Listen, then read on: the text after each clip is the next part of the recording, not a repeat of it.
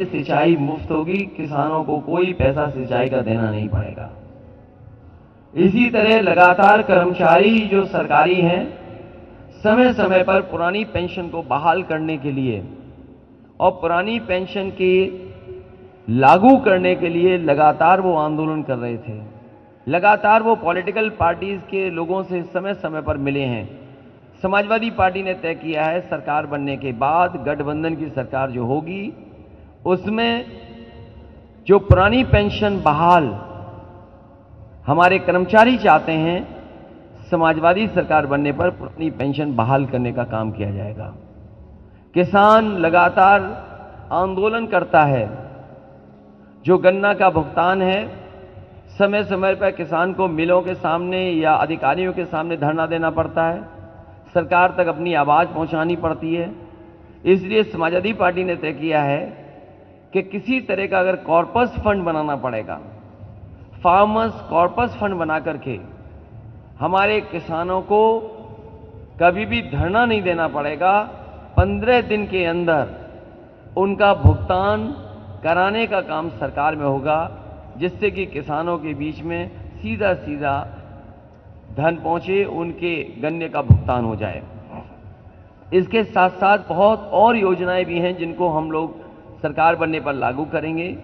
MSP का सवाल है, एमएसपी को निश्चित करेंगे कि हर फसल की एमएसपी मिले, और साथ ही साथ खरीद से लेकर के और मंडी को अगर पहले से व्यवस्थित करेंगे तो हमारे किसानों को लाभ होगा। जहां मैं आज सहारनपुर में आया हूं, सहारनपुर यहां के चीनी के लेकर के, गन्ने का लेकर के अपने आप में एक स्थान तो है ही है, लेकिन लकड़ी को लेकर के मैं समझता हूं उत्तर प्रदेश में या देश में इतना बड़ा काम या इतने बड़े पैमाने पर एक्सपोर्ट कहीं नहीं होता हुआ जितना लकड़ी का कारोबार सहारनपुर से होता है।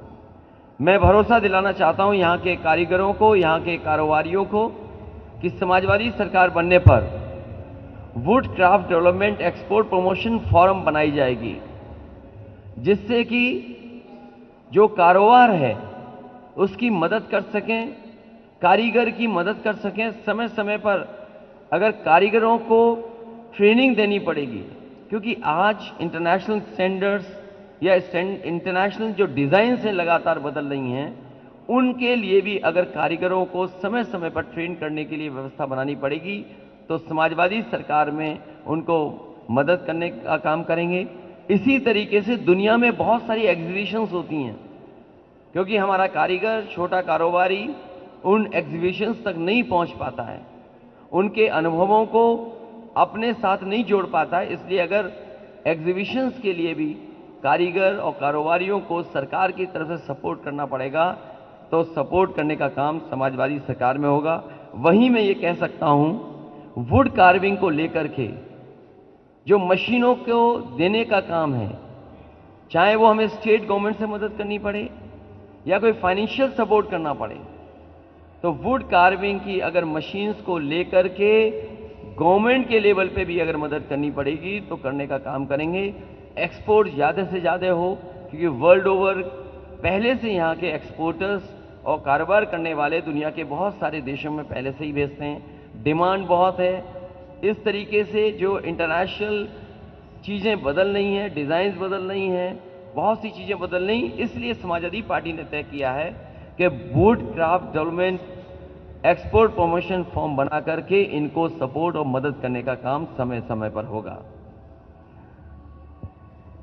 ये सहारनपुर, जहां मां शाकुंभरी देवी का मंदिर है, एक ऐसा स्थान है जहां पर न केवल उत्तर प्रदेश बल्कि आसपास के प्रदेशों की और देश के कई लोग आते हैं। मैं भरोसा दिलाता हूं कि जो भी विकास कार्यों में अगर जोड़ करके हमें करना पड़ेगा तो विकास को आगे ले जाने का काम, जहां एक तरफ मां शाकुंभरी देवी का शक्तिपीठ है, वहीं दूसरी तरफ देवबंद है, तो ये कहीं ना कहीं हमारे जो गंगा जमुनी तहजीब का है, जो हमारी मिली जुली तहजीब है, जो संस्कृति है, उसको आगे बढ़ाने के लिए और सहारनपुर के लिए, विकास के लिए अगर विशेष हमें करना पड़ेगा तो समाजवादी सरकार में हम लोग विकास को आगे बढ़ाने का काम करेंगे। स्वास्थ्य की लेकर के बहुत लोग चिंतित हैं। कारीगरों को या आम लोगों को या सहारनपुर के लोगों को अपने इलाज और दवाई के लिए दूसरे प्रदेशों में भी जाना पड़ता है। कई बार एम्स है वहां तक जाते हैं, दूसरी तरफ पीजीआई है वहां तक पहुंचते हैं।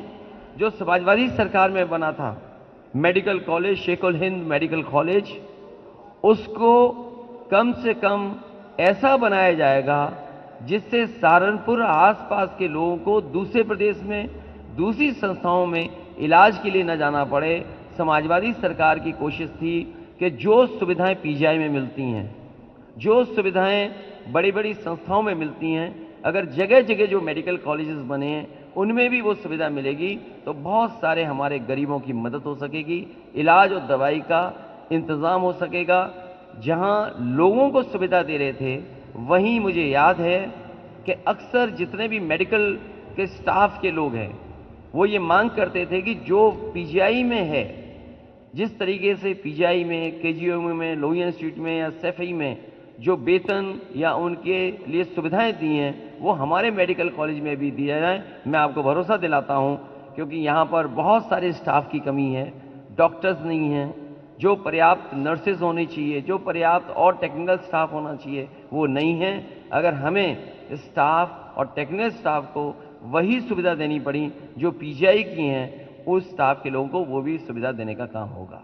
मैं इन्हीं शब्दों के साथ यहां पर जो भी हमारे पार्टी के प्रत्याशी हैं, उमर अली खां जो चुनाव लड़ रहे हैं बिहेड़ से, मैं उनके लिए, डॉक्टर धर्म सिंह सैनी जो मंत्री रहे हैं, बहुत ही पुराने नेता हैं, अपने समाज में उनका एक अपना स्थान है, अपना सम्मान है।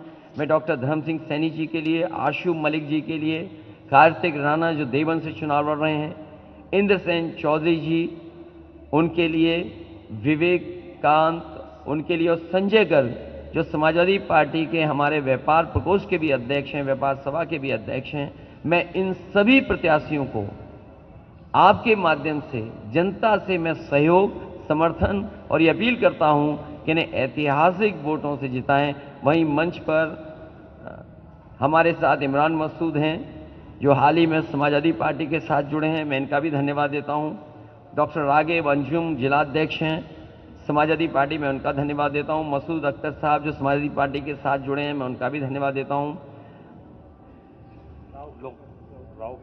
राव केसर सिंह जी हैं, मैं उनका भी धन्यवाद देता हूं। चौधरी लोकदल के जिलाध्यक्ष हैं, मैं उनका धन्यवाद देता हूं। चौधरी धीर सिंह जी हैं, मैं उनका धन्यवाद देता हूं। मनोज चौधरी जी का धन्यवाद। और जिनका नाम छूट रहा है, मैं सभी से कहता हूं कि ये समय ऐसा है जिसमें सबके सहयोग की जरूरत है, क्योंकि लोकतंत्र बचाना है, संविधान बचाना है, उत्तर प्रदेश के भविष्य का चुनाव है। भारतीय जनता पार्टी जिस दिशा में चुनाव को ले जाना चाहती है, वो अपनी उपलब्धियां नहीं बताना चाहते हैं, वो आरोप को लगा रहे हैं। और मैंने देखा है कि जितना बड़ा भारतीय जनता पार्टी का नेता है उतना बड़ा झूठ बोल रहा है। अगर भारतीय जनता पार्टी का छोटा नेता है तो छोटा झूठ बोल रहा है, उससे बड़ा नेता है तो उससे बड़ा झूठ बोल रहा है, सबसे बड़ा नेता है तो सबसे बड़ा झूठ बोल रहा है। और जिस तरीके से भारतीय जनता पार्टी लगातार झांसा दे रही है, झगड़ा लगाने का काम कर रही है और झूठ बोल रही है, भारतीय जनता पार्टी को अपना नाम भी बदल लेना चाहिए, भाजपा की जगह भाजपा करना चाहिए।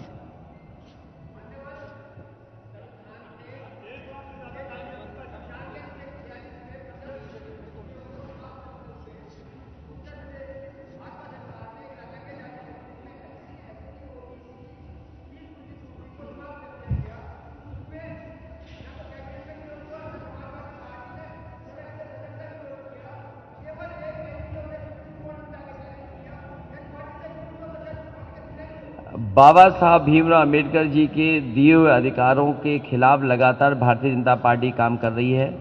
मैं समाजवादियों के साथ साथ सभी अंबेडकरवादियों से अपील करता हूं कि इस तरह का व्यवहार भारतीय जनता पार्टी का सरकार रहा है, केवल फीस को लेकर के नहीं या संस्थाओं को लेकर के नहीं, हर जगह जो संविधान ने हमें हक और सम्मान दिया उसको छीनने का काम भारतीय जनता पार्टी कर रही है।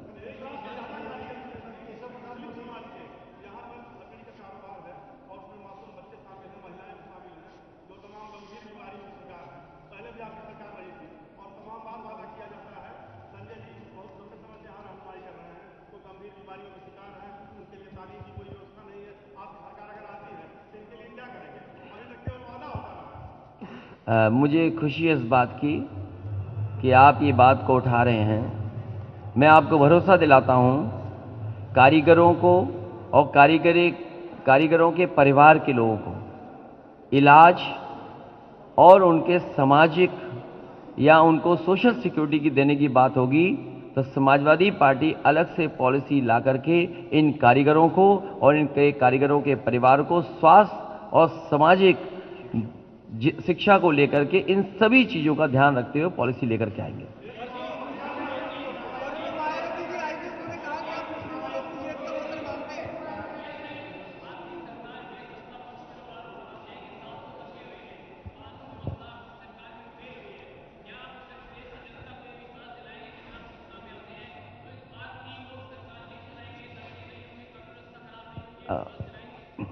इधर लगातार भारतीय जनता पार्टी इसी तरह का झूठ फैला रही है। इसीलिए मैंने कहा कि भारतीय जनता पार्टी के अगर छोटा नेता है तो छोटा झूठ बोल रहा है, अगर बड़ा नेता है तो बड़ा झूठ बोल रहा है। अभी हाल ही में देश के गृह मंत्री ये कह रहे हैं कि जो पैसा निकला था वो समाजवादियों का